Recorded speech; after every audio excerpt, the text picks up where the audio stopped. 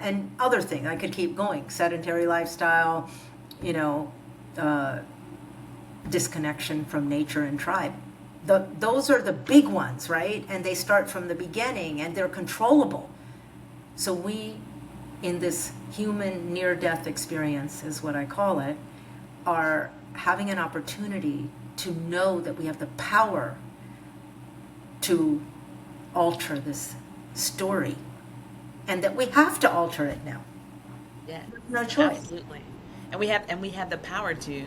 And I think all of these things that are happening in the world right now, we're all looking at it from, I guess, catastrophizing, like, oh my gosh, they're going to take away my Medicaid, they're going to take away my Medicare, or they're, like that, this is going to be so much more expensive. And my thing is, okay, now that you have this almost 2 year lead up, what are you going to do with it? This is the gift.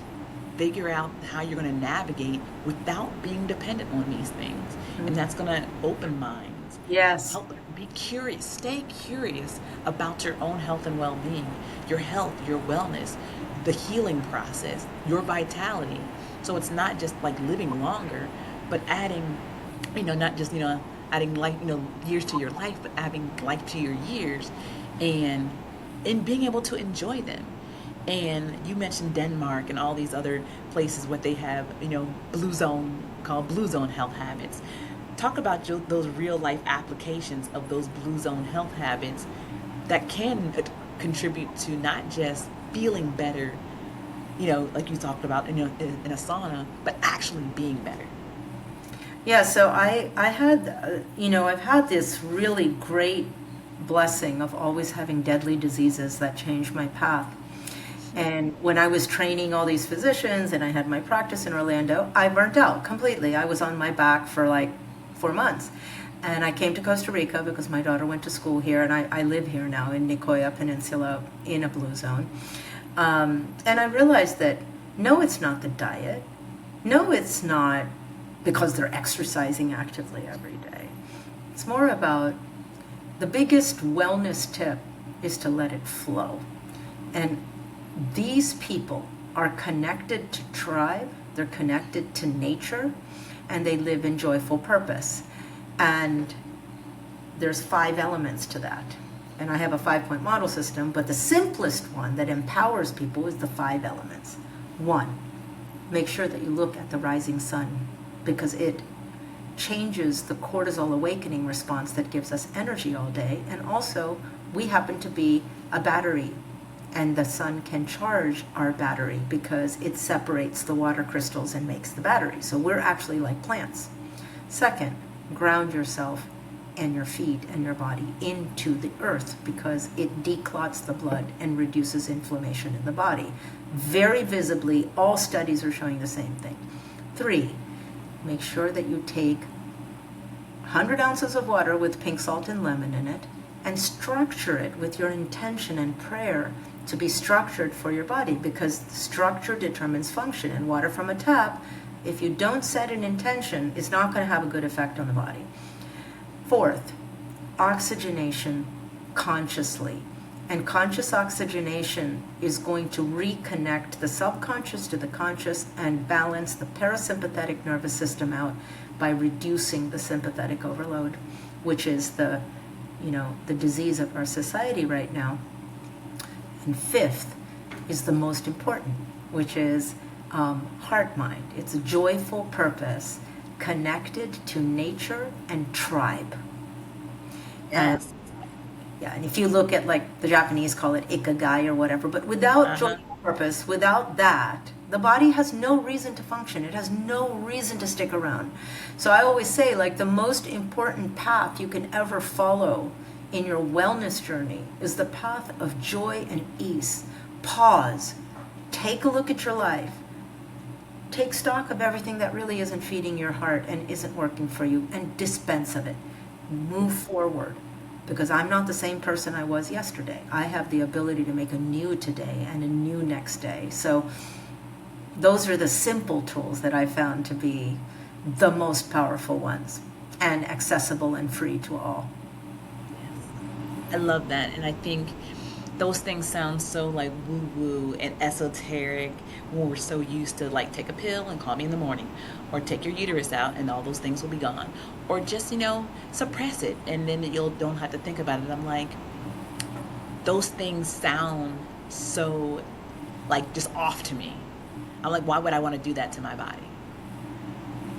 when I can eat really great food, relax in a really great place, and have those same effects on my adrenals and my cortisol levels without having to take anything, foreign, or that my body doesn't want or can't use in the first place. But what do you feel is preventing us from adopting that mindset as a culture or as people? And I believe some of it has to do with accessibility, but what do you think is stopping us from just adopting that and realize we can do better? Yeah, I mean, it's our indoctrination. We, let's go back to evidence-based question you asked. Here, there's a dichotomy, because I will talk to you about the sun and then I'll quote 10 studies that talk about why you should be in the sun. But that's because that's how you appeal to people, because people haven't understood that these were the gifts that we were given to put ourselves in the right place. And because we have been trained the other way, we kind of have to hear, oh, you know what? The studies are also showing that. And the studies are showing this. And look at this study. But fortunately for us, all those things that I just mentioned have thousands of studies behind them at this point. It's just not on every news station and every media and in every advertisement. Because who has money to advertise the sun or to advertise blessing your water? There's no money in it. So it isn't something that's widely known. On the other hand, people also have a lot of distrust of the system that the way it is right now, with us spending the most and having really bad health indices. And everybody knows, they can see that happening in front of their eyes. And that's the really good thing that's happening, because people want to take their power back. And there is so much noise around this. There's people like you doing podcasts. Hats off to you. Thank you so much. There's people who are talking about all this stuff. There's all kinds of podcasters and people on Instagram, and you can't but be exposed to it. And also, most people are driven by what's happening to them. You take this pill, and then you take that pill to get rid of the side effect of the other pill, and then you take care of this pill, and then you get the anti-gas pill because it gave you gas. And it's really a real thing. And our culture has become that. And we're used to the handing of pills. Even for people in integrative medicine, if you It's supplementation. go to an integrative doctor, you don't want to be told get naked and go in the sun. You want to be, oh, okay, take this natural supplement, which, I happen to make natural supplements because sometimes they're appropriate. But people are not ready to hear that because they haven't seen the power of it yet. But we are regaining our power. We are forgetting everything that we knew, and now we are remembering. We are remembering how powerful we were. We're remembering what's programmed into our ancestral lines, into our cells, our DNA, our body, our memory that's carried in the water in this body. We are tapping back into it. So it's a movement, and it is happening. And I don't feel you have to convince anybody, because it's an automatic, it's resonating with everyone, because nobody wants to be disempowered and have to go see a doctor. Nobody really likes to see a doctor. I mean, I've been seeing a shaman for 20 years. Yes. I have. And I know again and I think that's the simplicity of it. You're like, I've been seeing a shaman for 20 years, and it's not, and we're not talking about, appointments, and we're not talking about, okay, what building you're going to go to, what traffic you have to get, fight in order to get to somebody's doctor's office. And I think that's the power behind all of this, is that the revolutionary aspect of this is that it's in the remembering. And that's how we lose touch, because we forget that ancestrally, that is how we all got here in the first place. Mm-hmm. My grandmother was my first herbalist. That's the medicine that my parents could afford. Mm-hmm. Was the stuff that my grandmother literally had in her backyard. My mom was not going to the doctor the way we think about going to the doctor now. it was going to Miss Sandy's house across the street, or Miss so and so's Mm-hmm. across the street who had herbs that my grandmother didn't have, and they would make their own, like you just said, made their own herbs, and that was from everything from gout and abscesses and upset tummies to high blood pressure and you know high sugar and all those other different things. It was about the stuff that was growing in her own backyard. And I think that's one of the things that are missing, that most people couldn't identify poison ivy from a dandelion. Mm-hmm. They don't know the difference. So now Yeah. everything is poisonous. So we don't even go back there Yeah. because everything is poisonous. Or you could, what is that mushroom? That mushroom could kill you. It could. But do you know how to use it? Do you know how to make an herbal blend? You don't. So now all of that is bad. And like you said, we've been indoctrinated to believe like if it doesn't come in a pill or a capsule or a tablet, then it can't possibly be real, or it can't possibly be good for you. Or in fact, it could be harmful. And I emphasize with my patients and clients, what's the active ingredient in that pill? It's some type of genus species, and that genus species is a plant.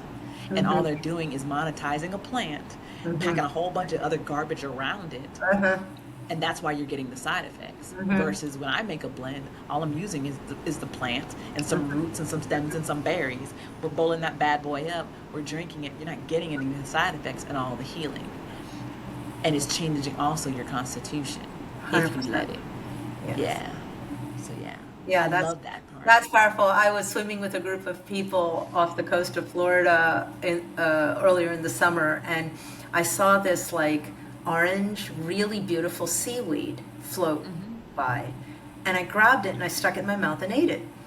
And everybody's looking at me and going, "What seaweed was that?" And I'm like, "I don't know." And I don't know. why you put it in your mouth? I said, "Because it looked like it should be eaten, and I trust that." So, Right. uh, and it was